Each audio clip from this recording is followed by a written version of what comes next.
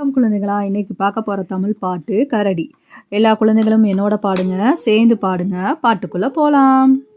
கரடி கரடி பெரிய கரடி, கரடி கரடி பெரிய கரடி, காட்டில் வாழும் நல்ல கரடி, காட்டில் வாழும் நல்ல கரடி, மெதுவாய் நடந்து செல்லும், மெதுவாய் நடந்து செல்லும், மரநிழலில் ஓய்வு கொள்ளும், மரநிழலில் ஓய்வு கொள்ளும், தேன் மிகவும் விரும்பி உண்ணும், தேன் மிகவும் விரும்பி உண்ணும்,